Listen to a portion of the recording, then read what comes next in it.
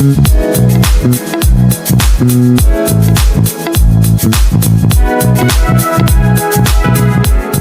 have a surprise for you.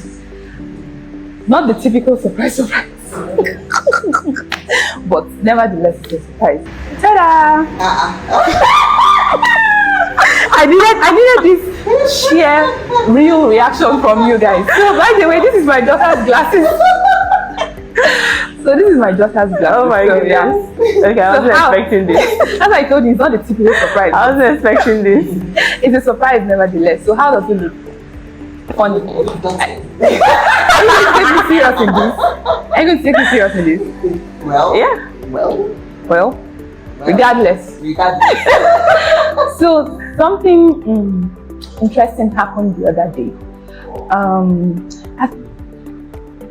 Fun fact, our kids all go to the same school. Yeah. That's a fun fact.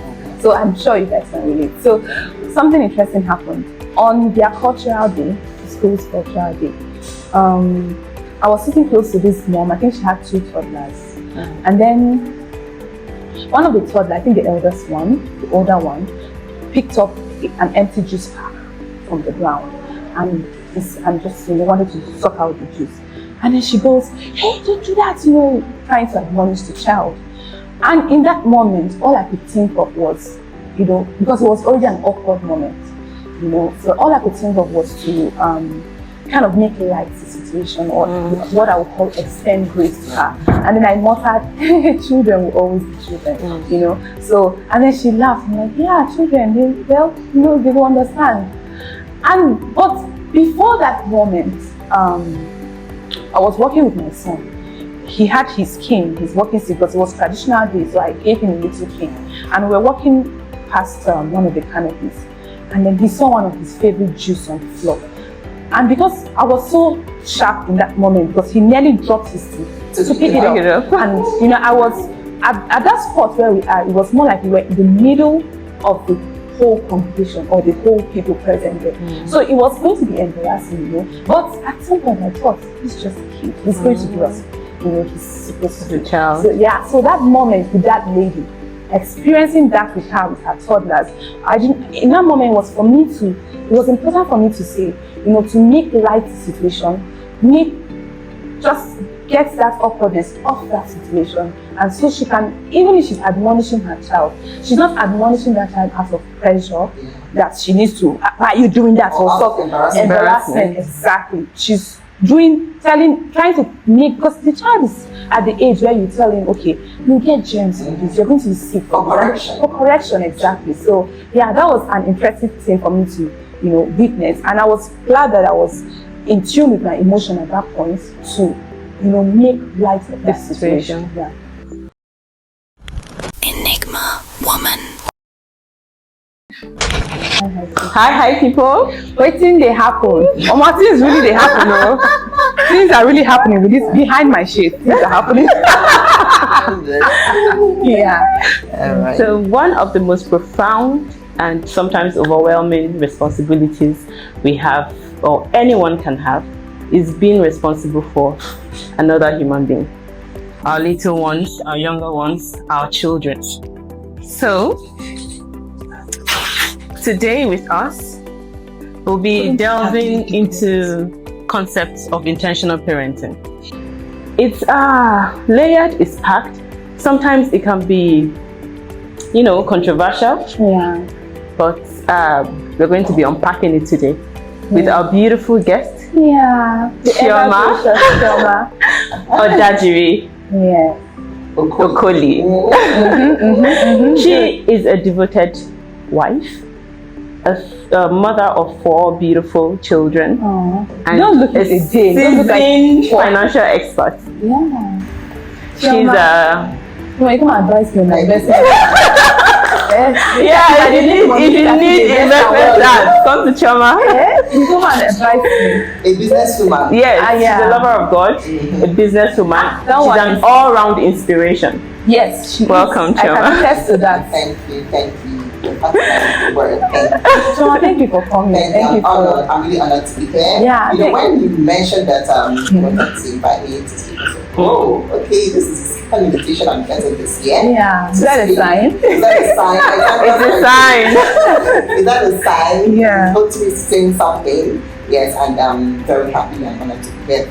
Thank you for taking out time to do this with us. 1,000,001 parents out there. Yeah. Teachers to You, because I think you're quite impactful and inspiring. You have a lot in you. I see that, and you are quite passionate about what we're going to talk about today. So in everything you represent, your social media posts, the YouTube link you send to me all the time. Chioma is always sending one link or the other. So in everything you represent, you're quite passionate. This is one of the things I know that you are passionate about. And, you are full of a lot of things to let us know. So with intentional parenting, even with parenting as a whole, I see parenting as something that is, one of the toughest responsibility out there. Because we are parenting humans, not necessarily dogs or shout out to the dog moms out there, but I'm just saying like that. Yeah, we're not parenting animals. These are human beings that would form their own independent reason, be rational on their own. I remember one of the days I was with my phone pouch has this very beautiful inscription on it, say make money and not friends. And then I remember your daughter telling me, why did you say make money and not friends? In that moment, all I could think was that, oh, nobody has questioned that. And that's because I have, toddlers around me. My kids are toddlers, so they've not gotten to that age. And I had not wrapped my head around that. Okay, that's something I should be mindful of. But having to being in contact with your daughter and she noticing that make money and not friends. And then at that point I was like, okay, what's the proper explanation to give her? So she does not have this, that notion saying make money and not friends. Why would you say that? But they are telling them to be kind, to be, yeah, exactly. So that's parenting is something that is, whether you don't need to be an actual parent to be able to participate in conversations like this, because parenting goes to the roots of how we are shaped, how we walk the earth, how we are shaped just generally to walk this earth, So it's something that people would kind of overlook, but it's important because it shapes who we are. So that's a change to what you said. We in my family have a parenting group. Really? Yes. That's a thing. And my sisters.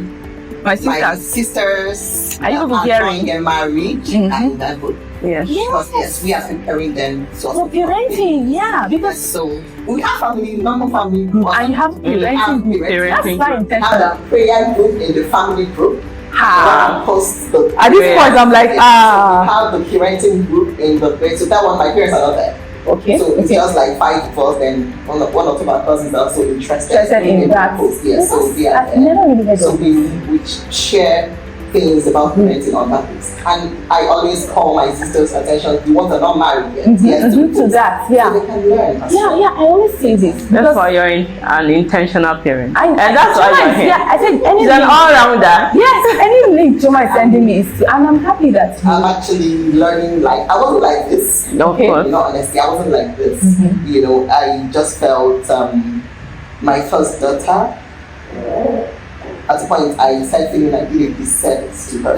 I didn't know that I'm supposed to learn how to parent. We think it comes naturally. We think because once you have a baby, then that instinct or whatever comes. But you have to. At a point when I started noticing some things coming across different posts, I was just putting 2 things together. I said, okay, but I'm happy that at least she was about 3 years. At that time when we realized that, okay, you have to learn how to parent. But it's good that you got to that point or moment where you became aware of that need.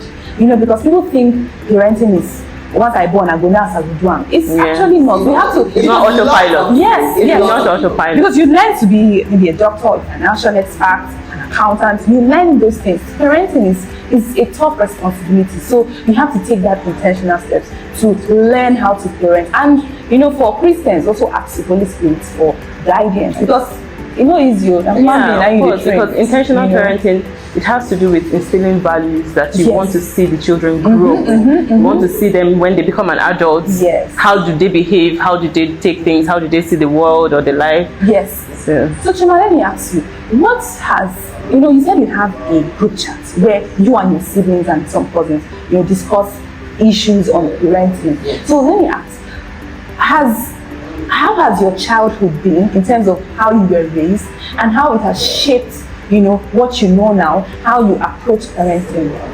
So, can I first start with what is intentional parenting? We say intentional parenting, intentional parenting. Yes. A lot of people don't even understand what it means to be an intentional parent. Yeah. So I'll just start from there, then I'll get to Yeah, thank you. Please go ahead. Intentional parenting is being proactive, mindful, skillful. Speak, Pastor, preach. Speak to me. I'm listening. Yeah. So you have to be proactive, you have to be skillful, you have to be knowledgeable, purposeful. Parenting with a goal in mind. Yeah. Knowing who you are parenting, Yes. who you want to raise, having that in mind, then journeying through it. Yeah. So when you know what this is about, then you should have a plan as a parent. Okay. On how to implement that. What you want, because if you're going to school, there is scheme of work. And all those things, You don't just go to school and you keep moving about every morning. Yeah. There's a structure. There's a structure. Learning. There's structure. Yeah. Parenting is structure. That is the back. I never really thought this in this life. The backbone of parenting, structure. And for you to have a structure, you have to be present. Without being present, you cannot have a structure. Yeah, with being present. If you're not being present, you're not present. The structure that will be there will be the structure that you do not have in mind. Yeah, yes, because people think being present equates to being physical. No. There's a lot about being present as a Is parent. emotional. Availability. Exactly. A lot. It's more than being It's not just there. being present. It's more than because you just can be being present and you're maybe you're watching a movie or pressing your phone and your child needs to What a attend. lot of us are actually doing. We are there. They are watching the movie. They equate it they are to being watching physically the phone present. or whatever. Yeah. Or we are at home behind the kitchen and they are at the parlor or wherever, doing what they are doing. Yes. If you know, I'm at home. Yeah, I'm I'm present. present. Stay at home mom. I'm present. So these are different. So going back to your question, Yes, you said thank you. what my childhood was like and Yes. how It has shaped, how you approach parenting at this point. Okay, so I grew up with a family of 6. Okay, and growing up, my parents were, I'm trying to look for the right word to use. They wanted that people who wanted the best for For their their kids, Okay. They wanted the best for us, no doubt. But there's still loopholes Yes, of course. in that Of parents. course. But the good thing was my dad likes to involve us in decision making. Really? Yes. At that young age? Yes. So you trusted people with the capacity Yes. to understand Yes. and then make Yes. decisions. That's the point where I really respect my dad. He involves us in decision making. When we are young as so we were moving to another house, he told us we are moving to this other place. Are you okay with it? You've gone there, what do you think about it? Yes. Nice. Yes. Anticipation, engagement. Yes. Yeah. When my dad is bringing in a container, he tells us, see, this container is coming, we need to pray, we need to do this. So at that moment, he's shaping you Yes, for, exactly. to know that when something is about to happen in your life, you don't just take his hand out. You also go spiritual about it. Yes. That's important. So, and we're also raised in actually like a spiritual home background. And my dad was... It shows. My Kudos to daddy, you did a good job. My dad was actually a priest. Oh, Yes, he was. And they say that when the man is in charge spiritually, he shows. Yes. He shows. In fact, I was telling you the other day. Yes. I said my father is like the Reverend Father in our home. Yes. Even the way he says the sign of the cross, he will make you say, "Peace be with you." I'm telling you. Pointing down to the men who are watching this, and it's very important. For them to also when the women are the one at the forefront. it takes the Holy Spirit, like the grace of God, for the children to follow suit. But when the men are the one on the forefront, it's easier for the whole family to follow. Yes. So that's the kind of upbringing I had. Then when we were in the village where my dad was, he brought the architectural design. Oh, to you guys. That was the first time of seeing a drawing in my life. Wow, what a nice exposure. Daddy did a good job. Yes. Wow. University and secondary school, but like I know he that exposed you to that. This is opening my eyes to a lot of things. A lot of things, Yes. So it's an eye-opener. He involves us in things. The first time he went to China, he told us. So that's the kind of upbringing I had. And my mom, when my mom comes in, my mom always tells you, you will not marry somebody from this. You will not do this. Typical mom. Yes. Like how to walk. Why are you walking like that? That's how we started struggling. She's quite elegant. I know I told you that. She's so elegant. This is so funny. When I was in the university, anytime I'm passing, people would think I was on the wrong, or maybe you're on the wrong way, you're a model. I'm always walking like that. So elegant, with your shoulders high and head up. That's how I learned to walk. That was how I learned to walk. So coming from my own mom, these are the things she instilled, making sure that you know how to cook, how to do this, how to do that. So that actually also shaped into the parent I am right today. now. Today, yes. So, but there's still, like I said, loopholes. I started identifying the loopholes when I got married. Oh, that's an interesting. Yes, I started identifying the loopholes when I got married, and I had to start thinking of how to, because parenting is about you. Yes, more about you, because at the best you are, that's what you instill to the kids. For me, I have to extend them grace. We all have to extend our parents grace, because they did the best they could with what they had or what they knew. Because for me, understanding that loophole, I remember I wished I had more conversations with my mom. It's now that I'm married that she's comfortably telling me things about, sex and all those things. Is now at this point where we can, sometimes I'm like, this information is too much. And then, but at that point, and I understand, because my mom had 9 children, or she has 9 children, and all single birth. So that's a lot, because I kind of, in as much as I'm, realizing or just do those loopholes, I kind of want to extend her grace, because at the point where she now had her, where she was having her children, of course they are all going to be in different phases. She will have teens, she will have pre-teens, she will have toddlers, and she will have newborns at the same time. She will have husbands,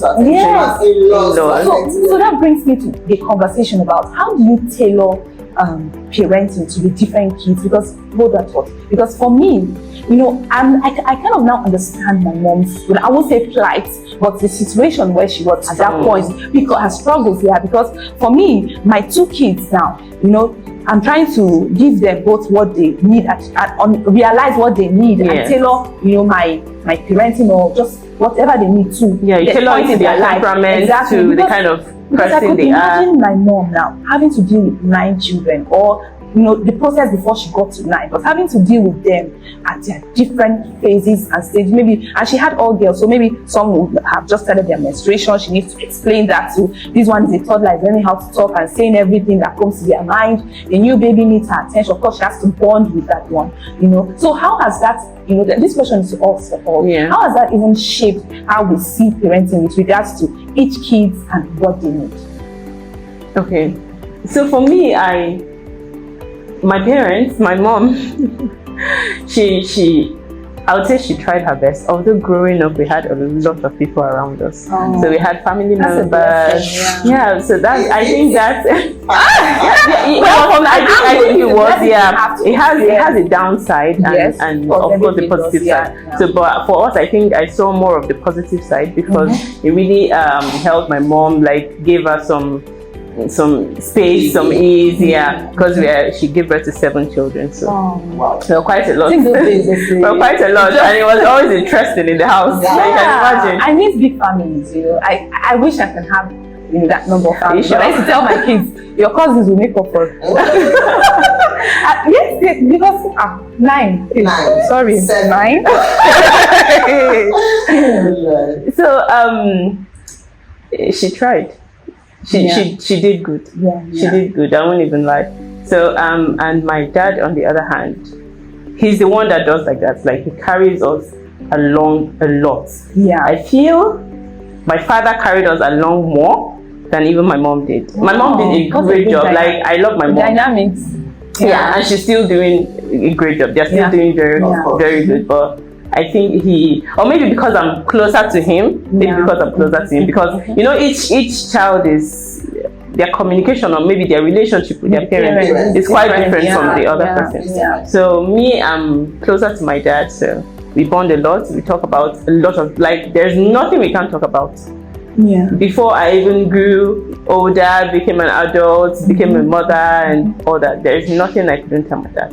So so that has now, the way you relate with your kids. Yes, now understanding their differences. I know they are different. Okay. That's number one.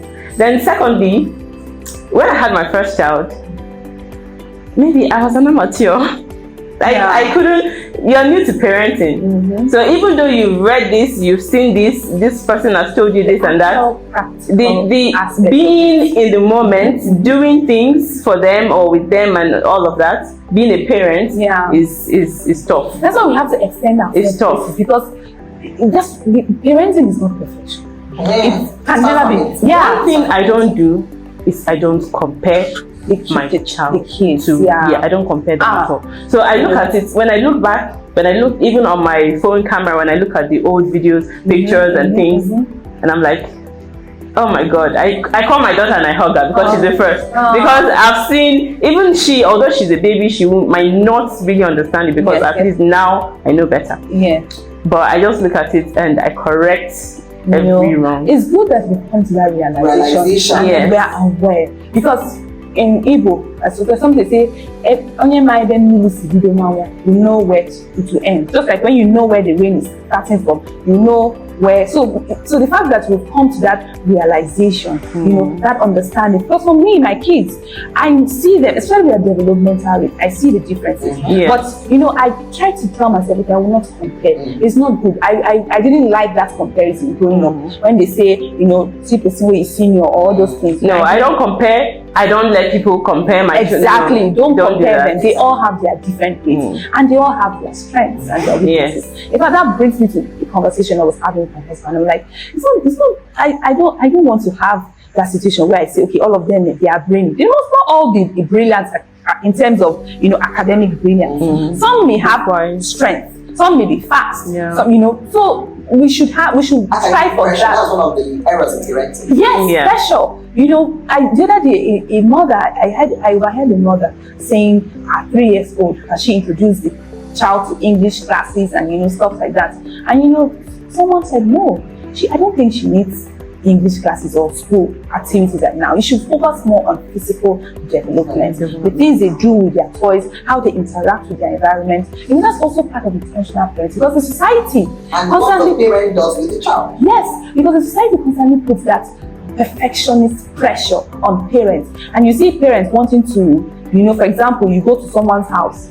Someone shared a story with me that the mom went to someone's house and then saw that the kids were using cutlery. And then she came home and she wanted to instill that skill. Something that there and then. She did not start that. And you know, because you don't know the journey of the other family you're looking at. Maybe she had started that at a tender age, and now the kids are pissed, like, you know, they're so good with their cutleries and dining skills. And then you want to go home and start instilling it there and then on the kids. It's not fair. Discipline, there's something saying discipline is not an emergency. Yes. Parenting is not an emergency. Yes. You ask the question, how to differentiate between the children's differences in kids, in children. So that's also the reason why we are supposed to start learning how to parent before we take them. So that as they are coming, you understand that these children are different. Of those it's also important that we space in children. Because most of the times when they come back to back, we don't give them that full attention that they need. I don't know why Burna Boy said something. one time. Sorry for cutting short. This reminds me of what Bona said about he's not being able to, or him not being ready to have a kid yet, because he had experienced that emotional presence of his parents, and he's not sure if at this point he can give it. Okay, that's another way to look at it. It's a very good way to look at it, because parenting involves in person's, so that's to start from there. Then a child, you give it to your first child, you have to understand what is my child's love language. Even for children. Yes. My this is an eye opener. I used to think love language for couples. Daughter's love language is different from my second daughter's love language. Yes. So my first daughter, she wants you to hug her, she wants you to, pet her, she wants you to do all of it. But my second daughter, she doesn't mind. And that doesn't mean she doesn't love me. Of course, she has she has a wish, she can just be on her own and do her own thing. Then my son, he always wants you to play with him. Mommy, come and play with me. So he's the one you want him to be there. When the last of us. So this is your understanding that emotional exactly. and tailoring. So things cannot be perfect. That's my last one. So when you understand this, you know that this should not just be, she's not being a baby or just being, are you a baby? Even sometimes I say, are you a baby? Why are you hugging? I came across understanding your child's love language. I said, oh. I'm hearing that for the first time. Yes. I don't love language for couples. I didn't know it extended to children. Because we love them. So what is their own love language? And when we encourage them to, show that affection and affection themselves in that manner. You don't suppress that part of them, because some of our children, or some of us, some parts of us were suppressed. Yes, because we were not giving, it was not honest. Yes, or we were not giving the opportunity to showcase that part of us. Also, just experience it as well. Because with this brings me to something else. There was a day we went for issues. This mother had this child who was crying at the top of his voice, because children, they wanted something, and he wanted a toilet, and then she was shouting, she was like, stop crying, I'm not your father, stuff like that. And then we had to explain to her that the thing about these kids at this age, they have not formed that emotional capacity to be calm when you say be calm. Because even you see it in adults, when you tell them be calm, they will not be calm. Yes. They will tell you, why are you telling me to be calm? Do you understand? So for kids, not telling the kids and expecting them to, like, they switch. Keep quiet, be calm. Look at that, they have not saturated emotional maturity. Yeah, I'm thankful they took that advice, because I know at that age, you cannot tell them to be calm. They have not formed that capacity. They have mental consciousness to say, oh, my mom said keep quiet, and then they'll shut. So they see everything, they know their brains even though they are young, their brains are sharp. Yes, they are, because my daughter, her nanny said now, wow. And next thing, I say, wow. And I have to go over with see, at this age now when she's eating and everything. So please, I have to tell the dad, I said, these calls, the one that will rush to raise your voice, please be mindful of who has a daughter who is at the stage where she's just laughing out everything that is coming to her head.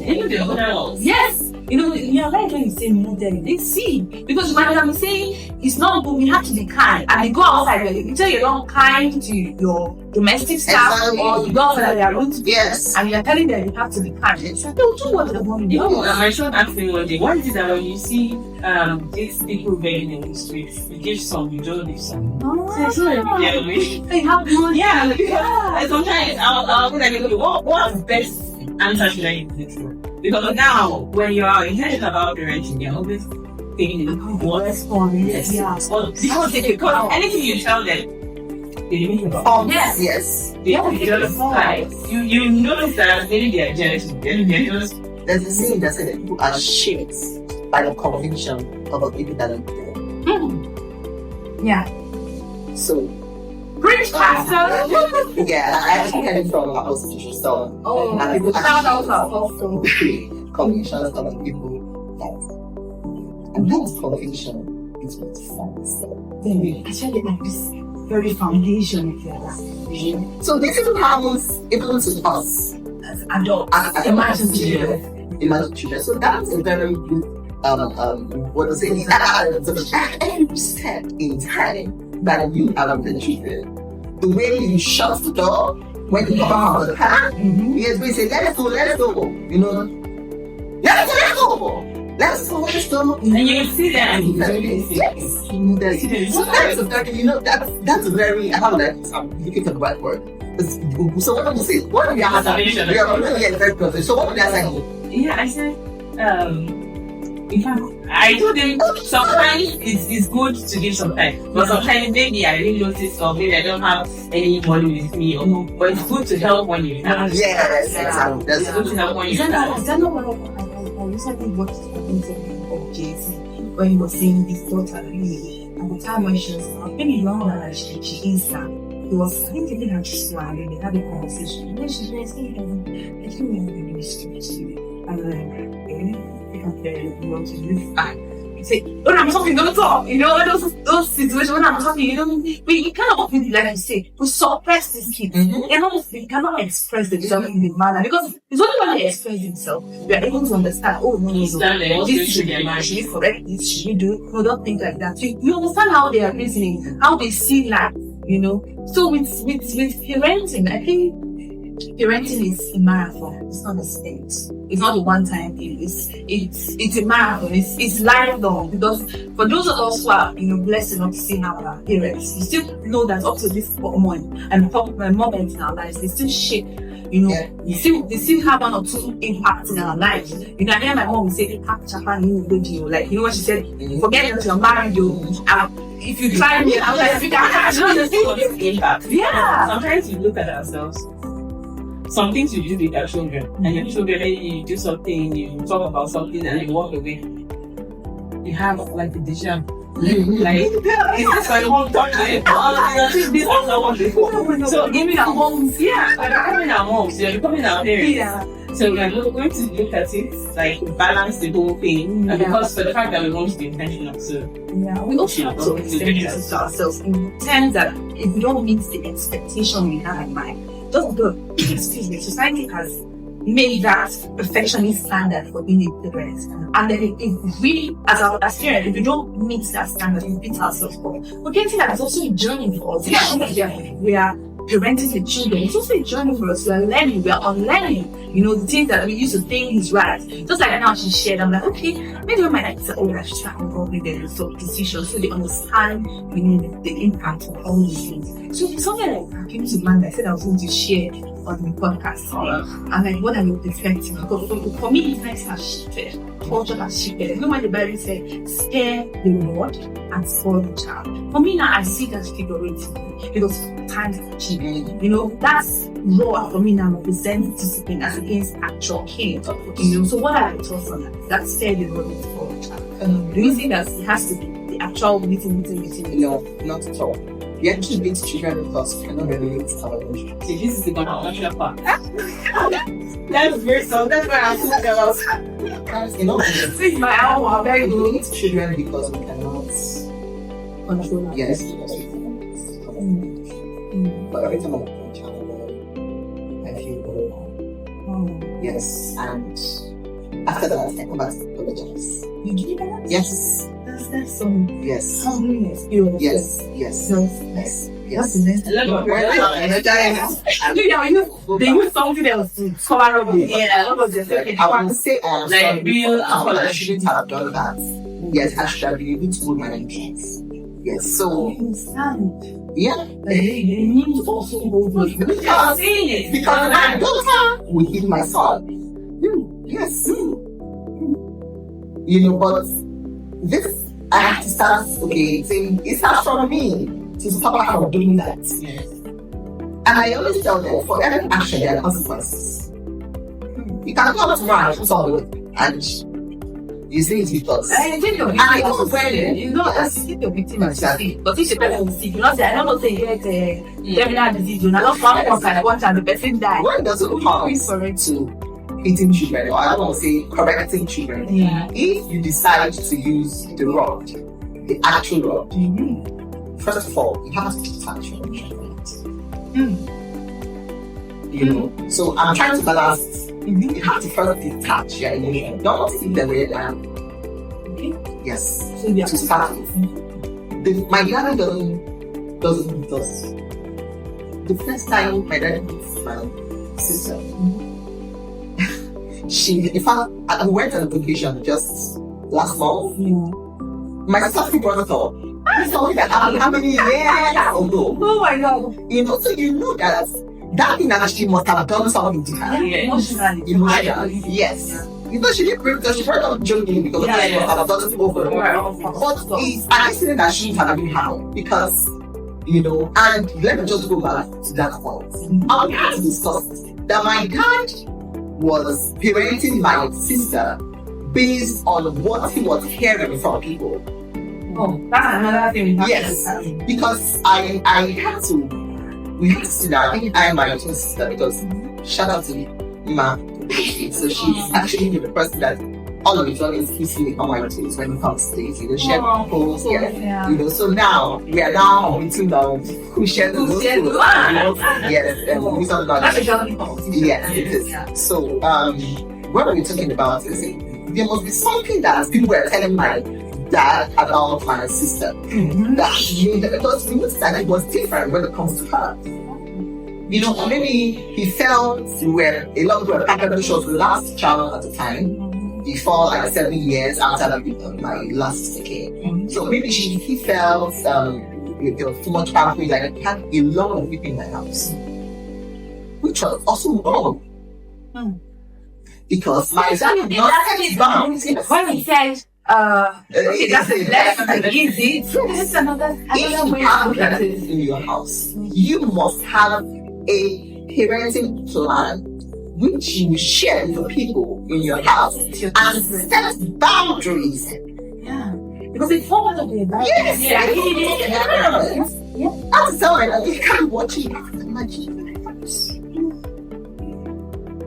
You know, you can't sit anywhere and just put on the mission and just be saying, you know, after that she switched to her phone. She'll be watching whatever, putting it on the kitchen, doing another thing. It's watch this when you are done wearing and then the phone is with you. And I have to tell your children, you don't look at anybody's phone that's not your tablet or your mom. Even your mom, you don't want to know when she's not there. Yes. She must have been in position. So, exactly. People can't, they can be eating on their bed when you can talk, children don't eat on their bed. And then you see, so why is that answer there? Yeah. And you saw her doing that. Why you talk about it? Whether I like it or not, I know there are things that I picked up from those People around you. Yeah. Because they shape how they shape environment. Yes. They are. I just stayed by my parents. I'm sure maybe, I think because my dad was working in the Bayard of God, that's also why God extended this to me. Because we were in a time bomb. Yes. You know, like they didn't know, they were innocent, they didn't know. We had a boy with us, and we are 5 girls. Oh, yes, in the house. You know, and everything would have really, yes. Another thing was that the grace of God, you know, the fear of God. So every morning when we pray, my dad preaches. That's also part of the reason why you should instill the word of God in your children. You know, so because those things actually come. Wow, it doesn't seem negate the actual thing that you should do, the actual work of setting boundaries, making sure that the loopholes are closed. You know, in addition to that, and you have to be intentional to notice the boundaries because you only will correct it when you see that. Exactly. You know, so also coming to that, children watching other people's phones, it shouldn't be. And then we have to do that other phones. We just be in the night, so we didn't get making midnight calls. Yes. You know, so just at the errors, you know, playing some music and they were playing some music and all that, a child even listens to. So this is part of the Bible I was talking about. Yeah, I don't want to say, but this is a good point, you know. So we should set boundaries. have migration, yes, and it's called migration plan for everybody coming into your house. There should be a plan, a pattern on how the person should transit to where your own world. You know, for to where the person is going to. That's interesting about it. Okay. You know, so say a cousin is coming, what's the migration plan? The person shouldn't stay there. With your spouse. Uncomfortable, like, how do you say, okay? You know, because, you know, the biases are there. Yes. So now, they are there. Especially when it's from your own end or from your spouse's end. And because you know that person may not have understood what it means because you have children in the house that their actions can reflect on. Yes. And then how do you have a conversation with your spouse as if you maybe this your cousin or it's my, I mean, this is my son, you can't have sister. Are you sure the person is good? You know, if I can't have an honest conversation with you about my family, about the children, as I come into my house, then you can't be in my house. That's just it. Because my husband cannot, even him, he's an intentional parent. So he wouldn't want someone to come to the house and just what should I do? How should I use this? Scatter or whatever. Because being an intentional parent or intentional parenting, it takes time. It takes energy. It takes emotional intelligence. Honestly, it takes a lot for someone to just from anywhere come and just spoil everything. Because in as much as we had our own things, we had our own values of what we believe in, but the fact that you're coming into another person's space. If you're in Rome, you act like a Roman. Yes. That's also bringing me to now we are going into the holidays. When school resumes, children go to school and fall in love of them. This 3 weeks and 1 month is a time to reshape them. Yes. Remodel what we are supposed to be. Okay. You know, pour in new wine into them. Yes. So that next time, they are also fortified. Yes. Because for every time they go out and interact with people, a lot of things get watered down. True. A lot of things. When it comes to this thing. You know, so this holiday, but people are not like every holiday, use an opportunity to reconnect with your children. Remove them. To remove them. Yes. And you said a lot of even the weekend. Yes. Even the weekend. And that's can only be done by actually engaging your children. Yes. They're not just telling they're not just telling the person that you think they will survive on their own or something. Sometimes you have to engage them. Sometimes you have to even poke them to see what's in their mind, how they respond to things, how they process things, so you can know how to make those corrections or make this impact you want to make. Yes. You know, let me divert a bit. That brings me to the point of, you know, for parents who have kind of lived in like form the legacy, you know, how do we approach that legacy of, you know, you want your kid to take or to carry on that legacy without placing a burden on them to live their own life and, you know, carry out their own purpose for which they are on earth. How do we even navigate that? Because you see a lot of parents putting pressure on kids, and some of these kids are end up being depressed or feeling, you know, worthless or feeling that they are living somebody's life because they have to. I know we experience our own past. We want to have that legacy and we want a kid that will carry on that legacy. But how do we even consider the needs of that kid? What they actually want to do? How they actually want to live their life? Okay, so one of the features or characteristics of an intentional parent is adaptability and flexibility.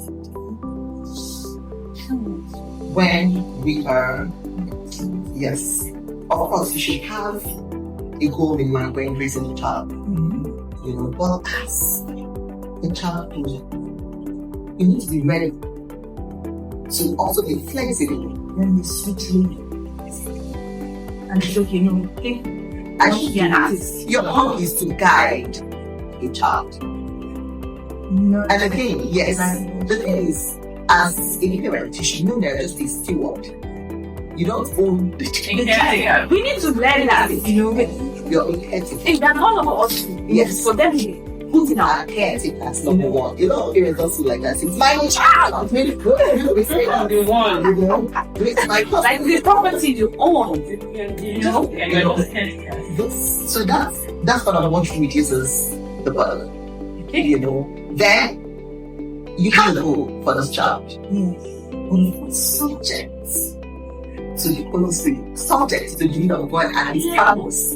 For His love. Yes. So, for me, I always have to look for how to download the blueprints from God on what He actually wants. Because when He's involved, it's actually easier. Easier. Yeah. Smoother. It's easier. You know, so you see the child walking on the probabilities. Okay, is this right?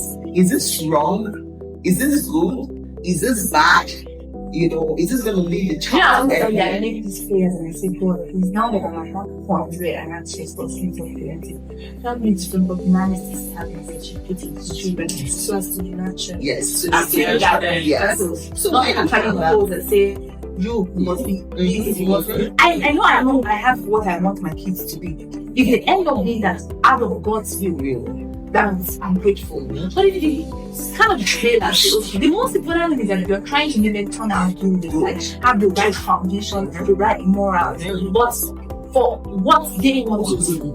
You know, sometimes the most time it goes wrong because we are trying to feel right.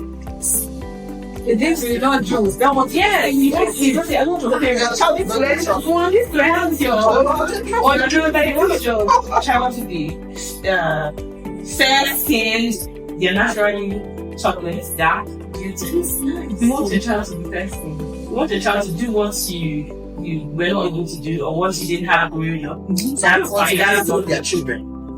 But you have to use wisdom, follow with wisdom. Not trying to impose this on them from childhood. Even hating you. You see the yes. hating you. Yes, you see kids they grow up and or live a life that they do or they don't feel fulfilling. Yes. You know, so I love depression. So the thing is parenting is actually about us. Yeah. Most of us are not we lack proper values. We lack this. A lot of adults, we lack discipline. We lack structure. As people, you know that it's good for you to exercise, but you don't exercise. Why do you think we are lazy? Because of the way we are brought up. You are. So it's all down to parenting. Yes, it's all down to parenting. That's why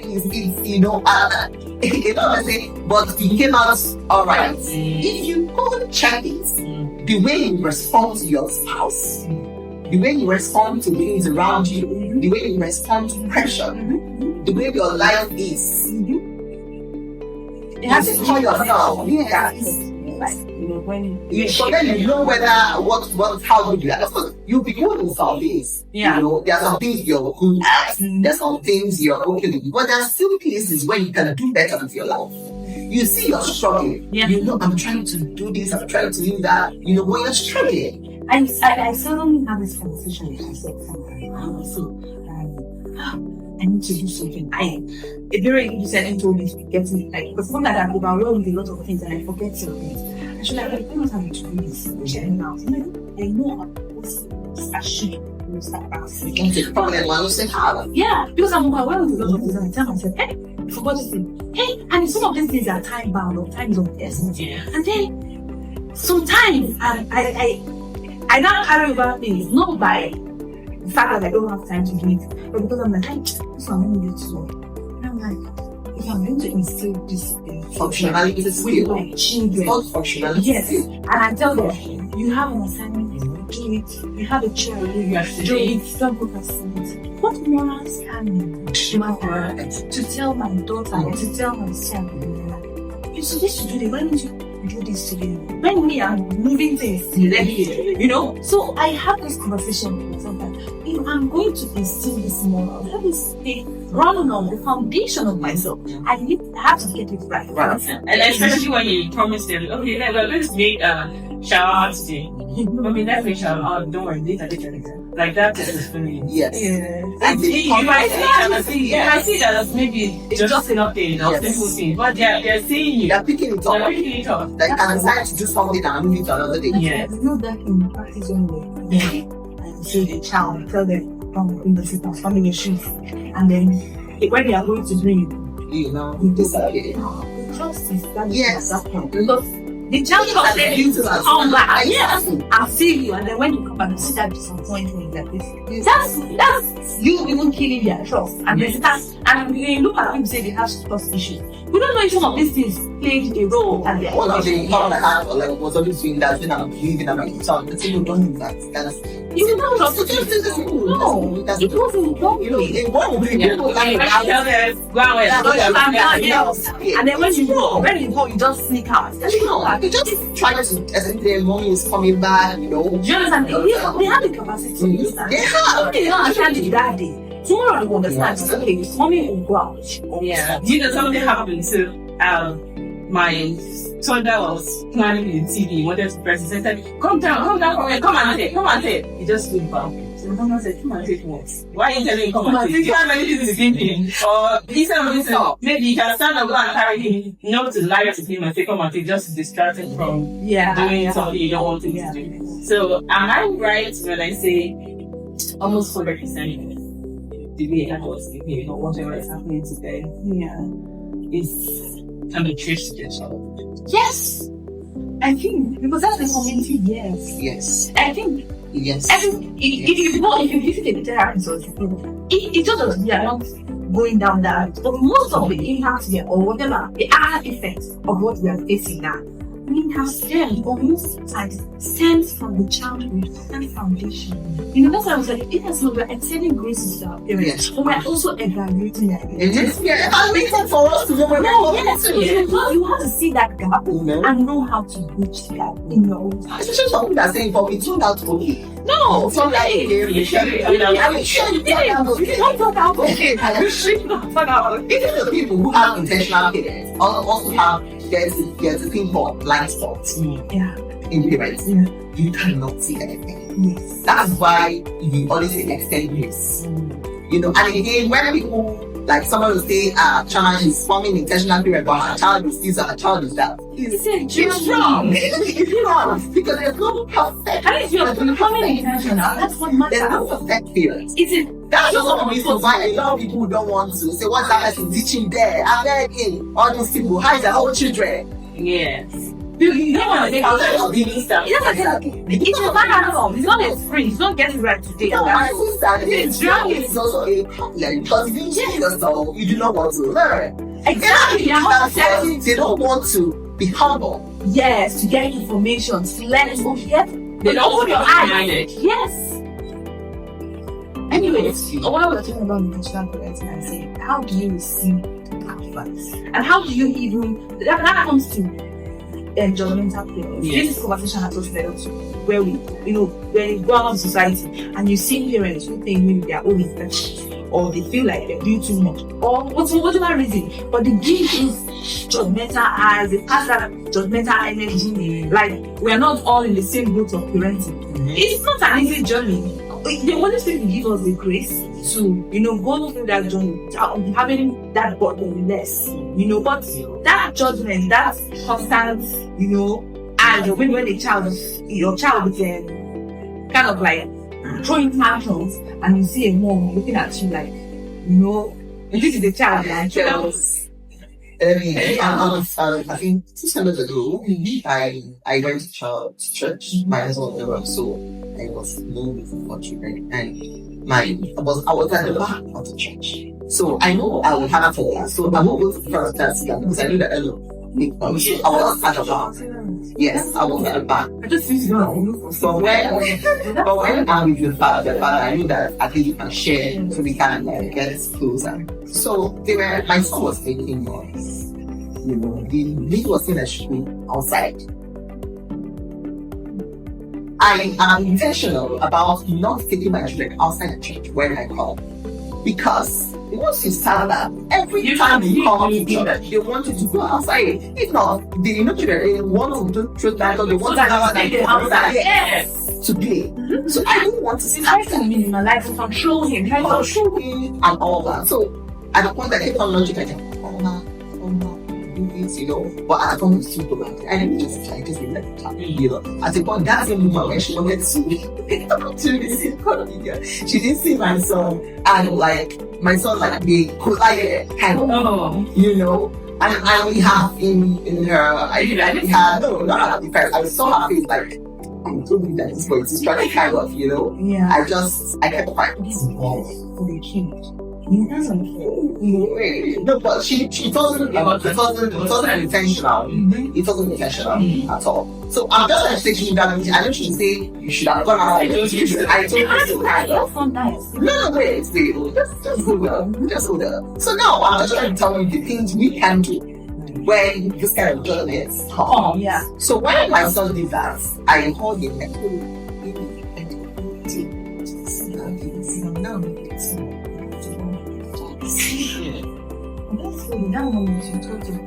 yes, so he was quiet.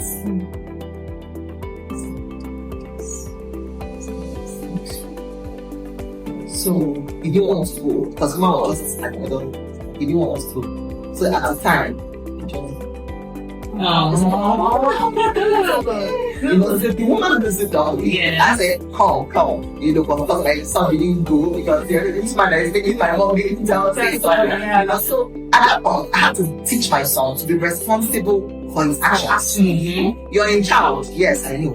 You are playing, you're not going to play. But if anything happens as a result of it, you have to take us to you for your fault. I don't go and apologize on your behalf. And I didn't know that you found out. I would have maybe want to say, oh, but now I'm sorry, But of course, if the child had not talked, of course, you can. Yes, but they're old enough to. But when the person is old enough to express themselves, you make them do it. So at that point, that man was judging me that my children are making noise in church, that should have taken them outside.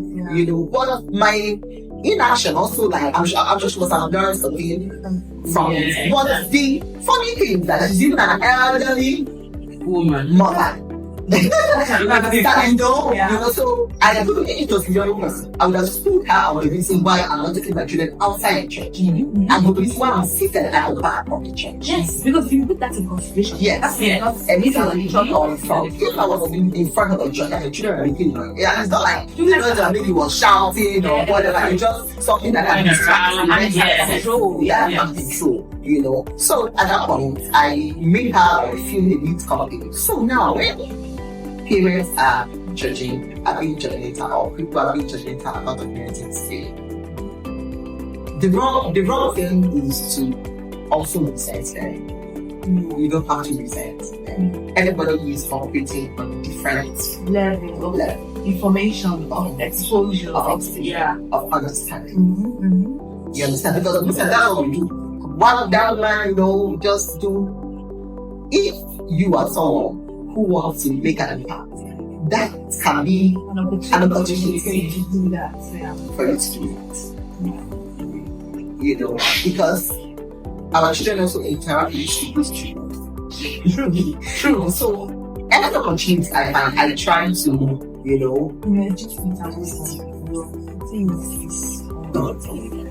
because you see cases where you tell your kids to welcome you, and then there's a woman you're not talking to the mother or something. They see those things, or you're not smiling, or this, or you tell them this is not fair.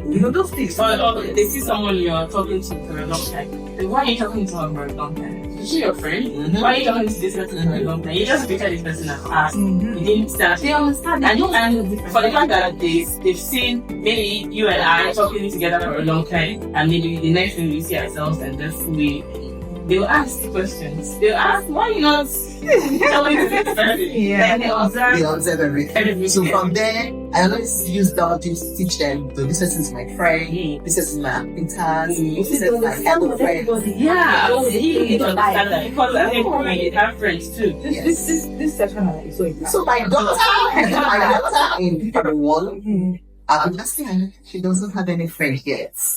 Wow. Yes. She doesn't have any friend yet. And she said she has not seen anybody that she feels like she's a friend. I said, my classmate, no, she's not my friend. She's my classmate. She's my classmate. She defines the relationship. But it's really for me, I'm worried that I don't have to like worry. Yeah. So you connect. It's interesting. She found out that that's not found that Found that effect. But what really, I think what you can now go ahead and ask, okay, what are the things you're looking at? Like in the way she can understand. Yes. You know, like, okay, I've actually trusted things to the yes. So I think that's why she's also, you know, but my other my friend, you know, now she's struggling to sort of pedal on that, you understand that, you know, this is my classmate, but she's the other class, and she's mental, but she's not my friend. So now she's already getting to understand. my daughter would say she had 4 best friends. oh my god, with these kids. This conversation has been so insightful, and I've got a lot of eye opener. I've learned a lot. I can't lie. It's been like we talked on everything I can think possible, and then, you know, I can't wait for us to get to like any time. Look, that's the time we hear me.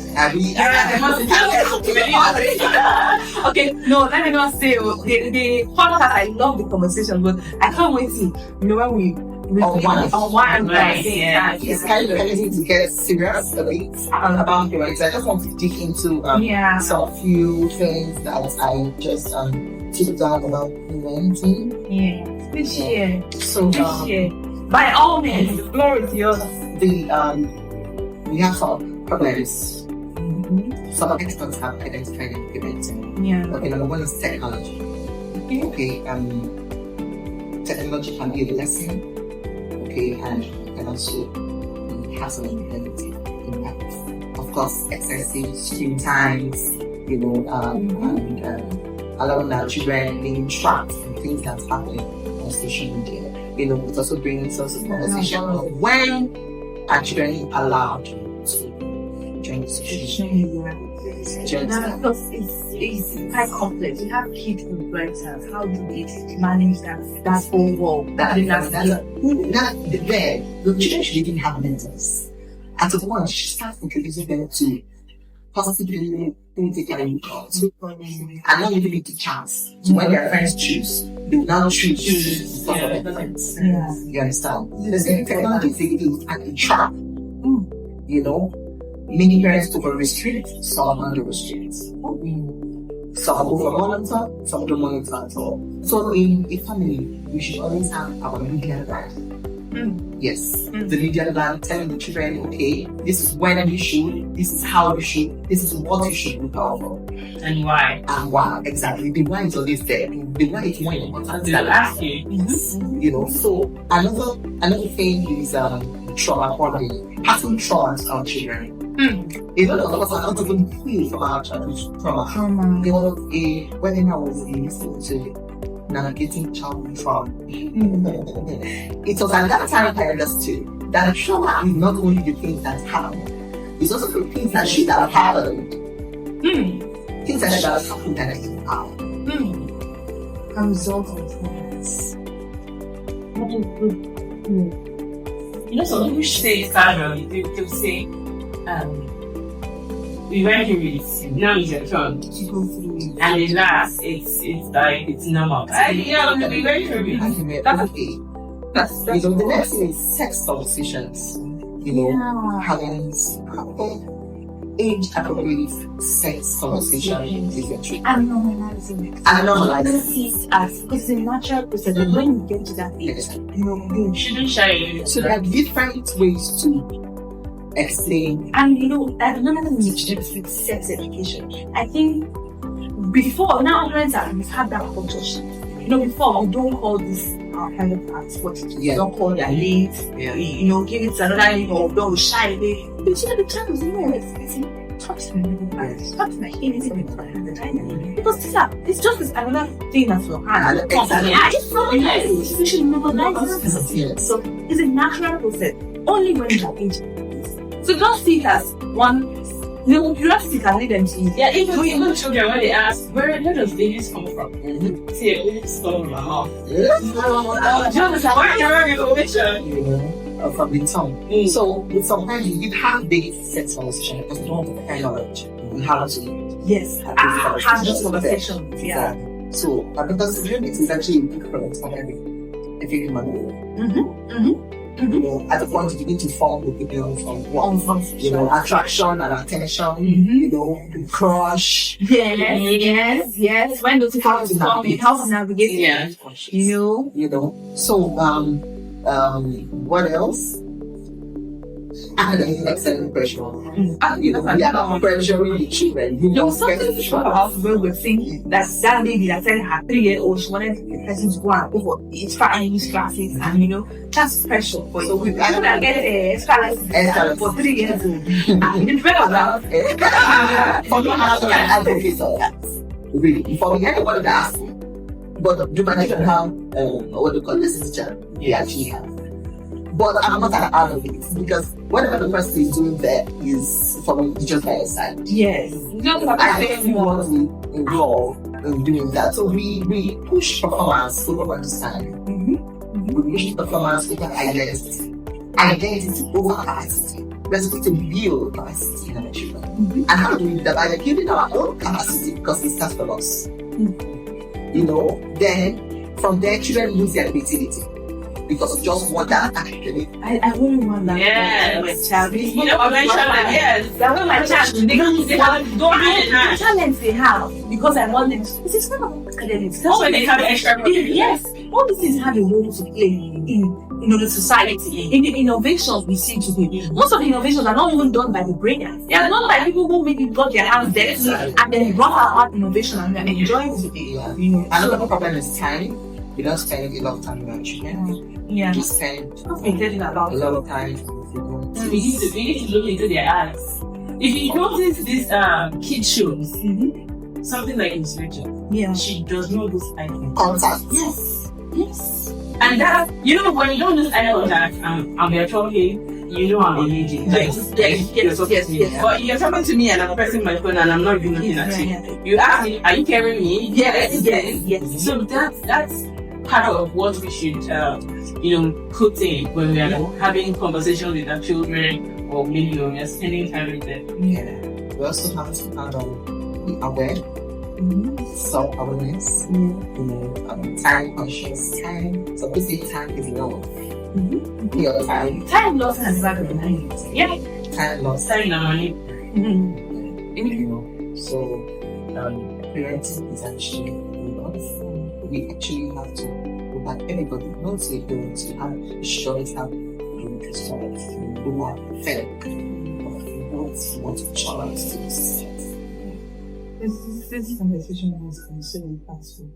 Like it's an area, a lot of eye-openers, a lot of things I never really considered. It's good that we have this conversation because we can't, like I said, they're not perfect. There's a lot of things that you not even want to or even consider it as a possibility. But when you hear another parent share something like this, you begin to talk it and realize, oh, that's the thing. Okay? If it falls in line with your own values as a person or the values you want to instill, you pick it up and say, these are the things that will make you expose and change to or even this thing.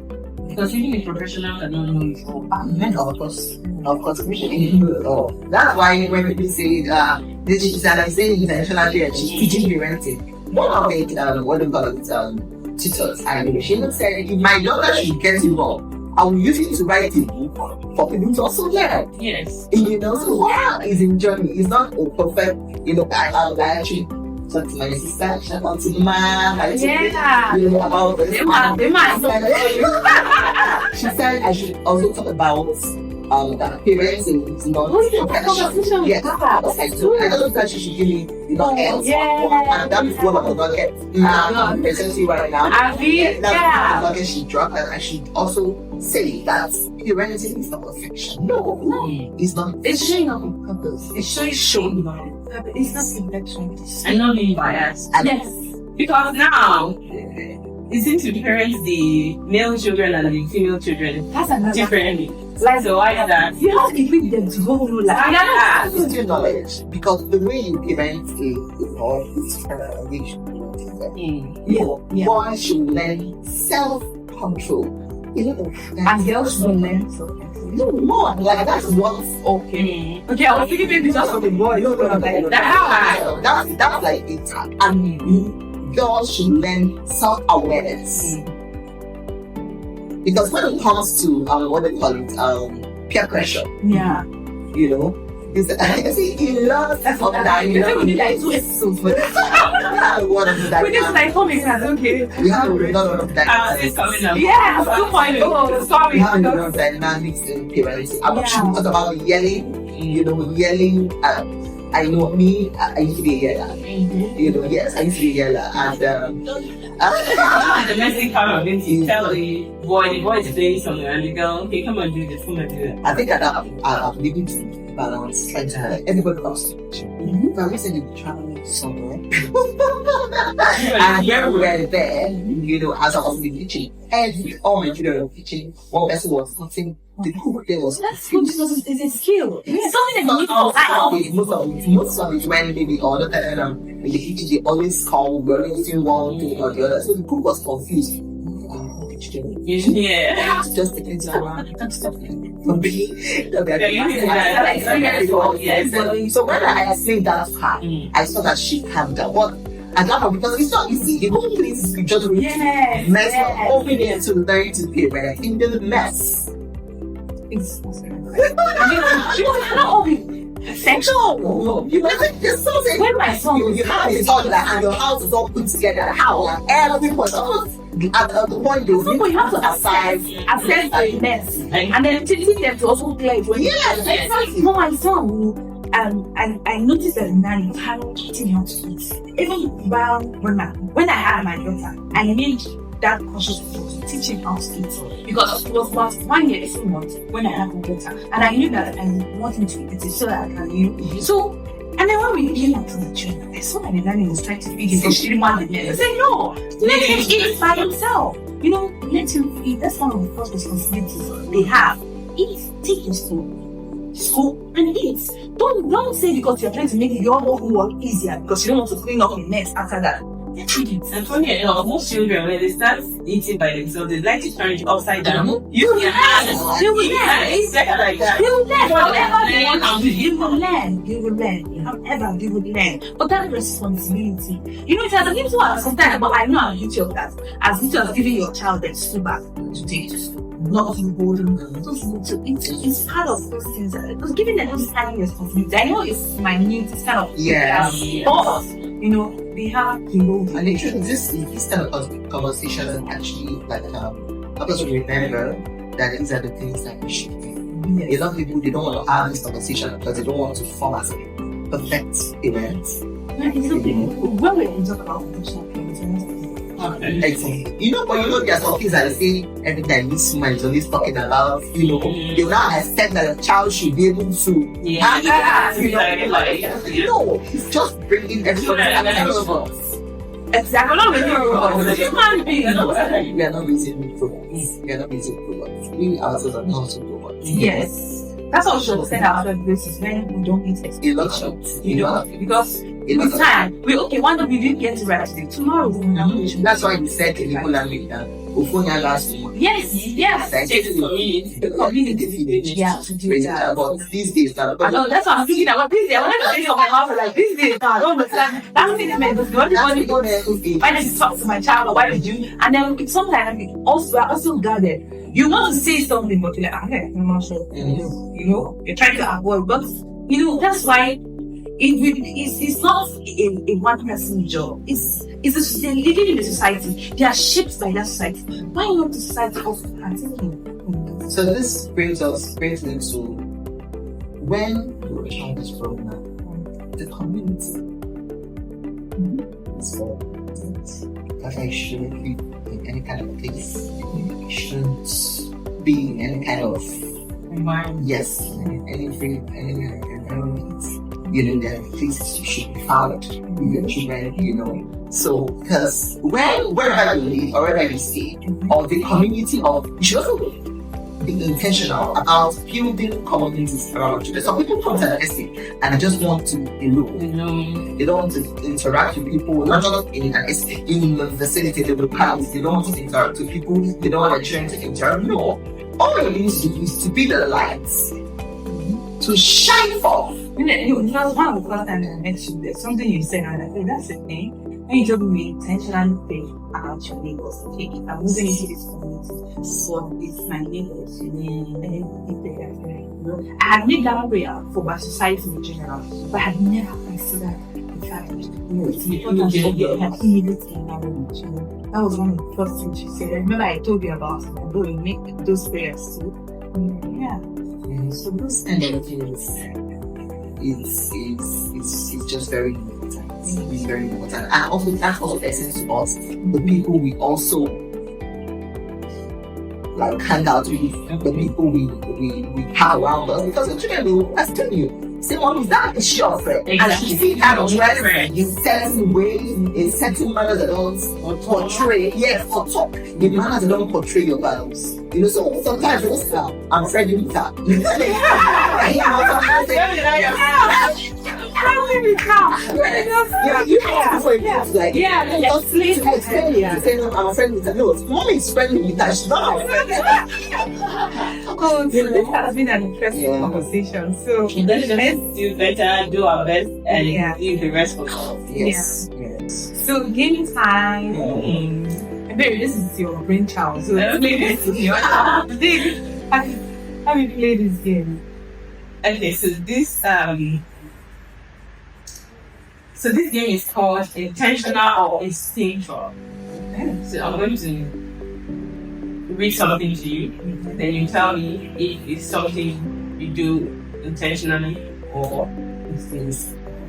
So and you give a short explanation. Okay. The first one, letting your child feel something instead of spending it. Intentional, because there's for every failure there's room for growth. For every failure there's room for growth. So I allow them to do that.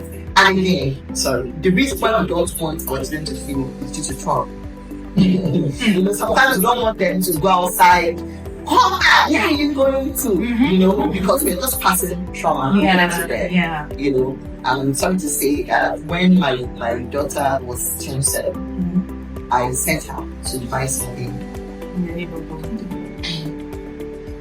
Yeah, because, you know, first she went to the lady baker that like I thought sent her out there. The second time I sent her out to you know, people say, and it's not, that's the truth. That's the truth. But for me, I know that no evil shall come near my child. Just start, you know. Secondly, I have to start living now with some sort of responsibility. Yes. You know, you just say that when you go, don't talk to anyone. How do you know that this child is ready For that. if you don't allow her to do that? Exactly.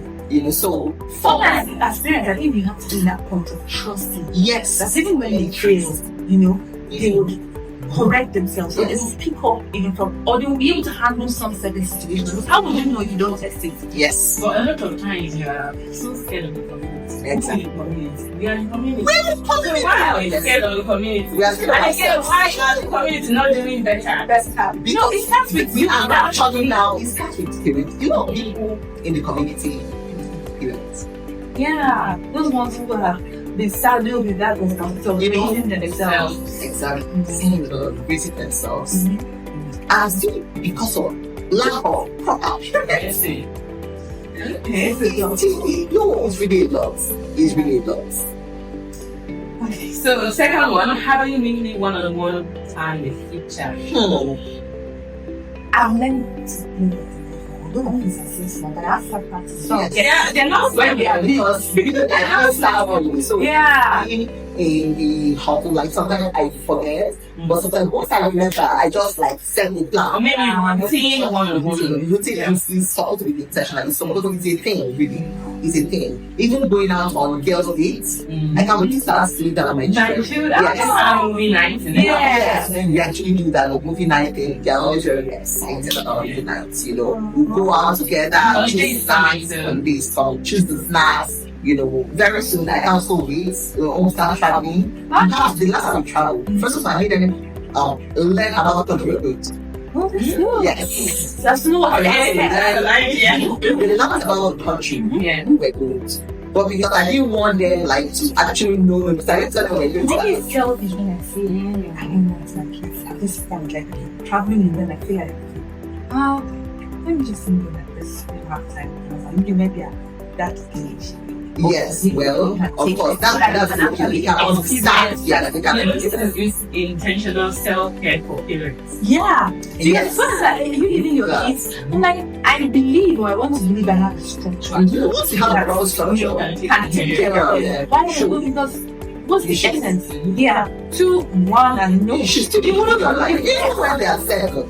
You have to take out that. Yes. Okay. You should. Yeah. With them. So that's intentional. Another thing I wanted to say is, I know the children plan the places they go to, what they go. And so they were like maybe from 11, 12, 13. When they are traveling, their children They give you reasons like, okay, I think this is something better. they give you decide. Yeah. The children will like be the ones who choose the fun places. Mm-hmm. If I didn't present the power.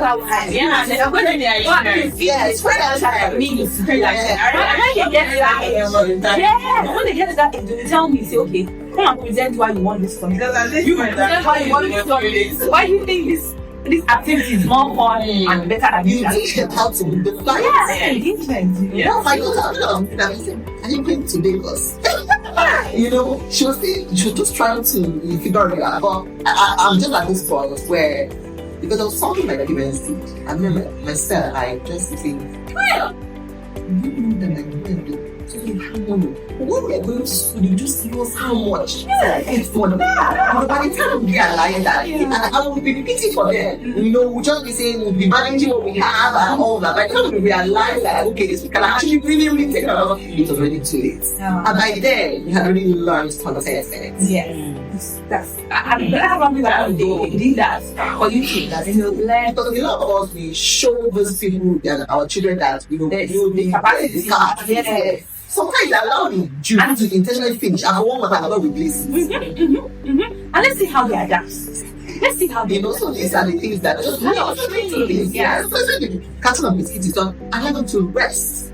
By orientation courage. And sometimes at home, when I make food and then there's someone stays, I don't always give our lunch. I say, hey, if he doesn't want, let's try this one. Sometimes I'll say, let's wait first. Then when he's hungry, let's see. Is he going to accept it? If he doesn't want, then not just give it a careful option. As long as he's not allergic to anything. Anything at all. Those things, you know, those little decisions we take in that area, yes.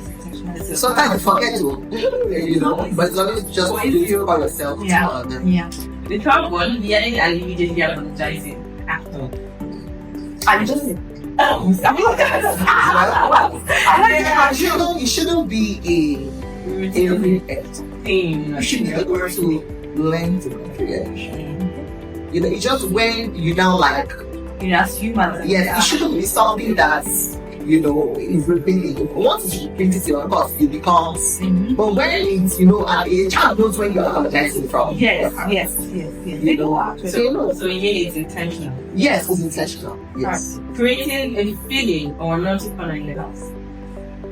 I'm gonna be correct. Whether it's intentional or what, intentional. Yes. It's intentional. Yeah. You know, What's that? my daughter just laughed like, you know, if she did something and I said that she was going to come for 1 to 5,000. That was like, and it was bedtime. She was like, just, you know, I'm not to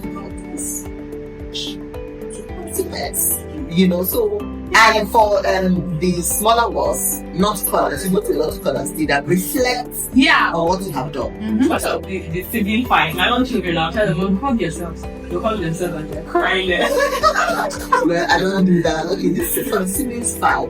What do I need to do? I know sometimes I ignore them. I know that they settle themselves. And my daughter was saying, Mom, don't worry, we'll handle this. Oh. Yeah, so it's also another way to allow them to learn conflict resolution. A lot of us run away from conflict resolution because our parents always step in when we allow issues. Yes. So conflict resolution is very, very important. Negotiation. From there, the learning conflict resolution, the learning negotiation.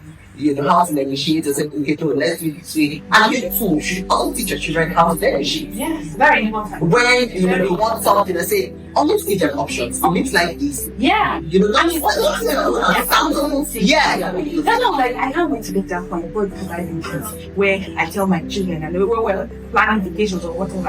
I say, okay, come and present me. Why do you think you should go with this option and not this option? Why do you think your sister this she didn't just let engage this? Why do you go and do your assignments? The ballet task instead of exactly. What's the benefit of it to you? Exactly. You know, those things. So that is a room to think, you know, because we need to make decisions about it. If not, the peer pressure, when they go there, peers will make decisions for them. You know, there's some people that come like, why do you want to wear this? Is it because I'll just say, nobody knows? No, I want you to have your own decision. So I'm asking, if it's because of what you want, then it's fine.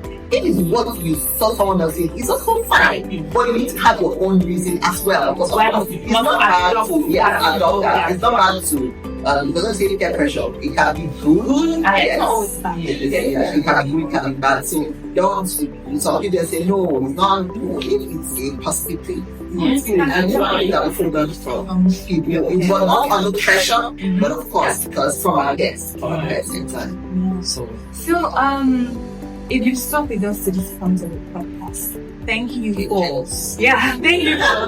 taking part of this powerful conversation. Whether you're a parent, a caregiver, a teacher, an auntie, you know, a big sister or big brother, even grandparents. Yes. You know, you should understand that parenting is not a sprint, it's a marathon. And it's more intentional parenting is about showing up with purpose and not perfection.